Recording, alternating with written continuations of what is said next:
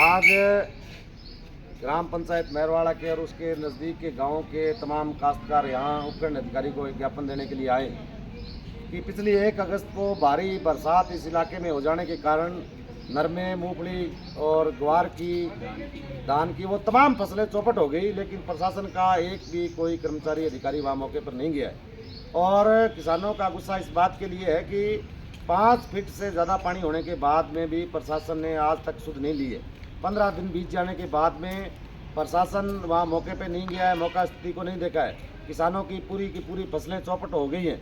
इस बात को लेकर के आज एसडीएम साहब को हमने एक ज्ञापन दिया है और निश्चित ही अगर इस ज्ञापन पे यहाँ के एसडीएम महोदय कार्रवाई करेंगे तो ठीक है, नहीं तो आने वाली 25 अगस्त को पूरे इस इलाके के किसानों को जिनकी फसलें इस प्राकृतिक आपदा की वजह से नष्ट हो गई हैं, उन तमाम किसानों को साथ लेकर के यहाँ एसडीएम कार्यालय के सामने अनिश्चितकालीन पड़ाव डाला जाएगा। इसकी तमाम जिम्मेदारी यहाँ के प्रशासन की होगी। एक तरफ राज्य सरकार ये कह रही है कि प्राकृतिक आपदा के अंदर कोई भी आदमी अपने आप को अकेला महसूस नहीं करे, और एक तरफ वो काश्तकार हैं जिन्होंने इस इलाके के अंदर, इस किसान ने अपनी नरमे की, गेहूं की, कपास की, मूंगफली की, ग्वार की जो फसलें हैं वो लगा करके ये उम्मीद की थी कि हमारी फसलें होंगी और हम भी आबाद होंगे, हम भी सरकार को टैक्स देंगे। लेकिन उसके बाद में प्राकृतिक आपदा ऐसी आई कि उन तमाम किसानों की फसलें चौपट कर दी। हजारों हजार बीघा में आज भी पानी, वहाँ 5 फीट से ज़्यादा पानी खड़ा है और प्रशासन की तरफ से, सरकार की तरफ से ऐसी कोई भी सहायता उपलब्ध इनको नहीं कराई गई है। यहाँ तक कि आने जाने वाले रास्ते पर आज भी निकलने के लिए जगह नहीं है, ना कहीं ढाणी के लिए जाने के लिए रास्ता है, ना खेत में आने के लिए रास्ता है। यहाँ तक कि किसान अपने आप को, खेत को देख करके सिर्फ और सिर्फ आंसू भरा है और दूसरी तरफ प्रशासन आंख पर आंख मूंद करके बैठा है और ये तमाशा देख रहा है। आज हम लोग यहाँ ज्ञापन देने के लिए आए हैं।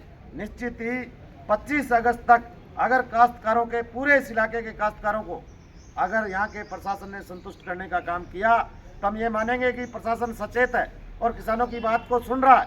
और अगर प्रशासन ने जिस तरीके से ढुलमुल रवैया अपना करके, जिस तरीके से ये कहा कि हम कार्रवाई कर रहे हैं, आगे बढ़ा रहे हैं, तो ये बात तय है कि आने वाली 25 अगस्त को पूरे इस इलाके का काश्तकार इकट्ठा होकर के उपखंड कार्यालय के सामने आएगा। आज तो सिर्फ ज्ञापन देने के लिए हमारे 150 साथी आए हैं और प्रशासन को सजग करने के लिए आए हैं, चेताने के लिए आए हैं कि आप समय रहते कार्रवाई करें।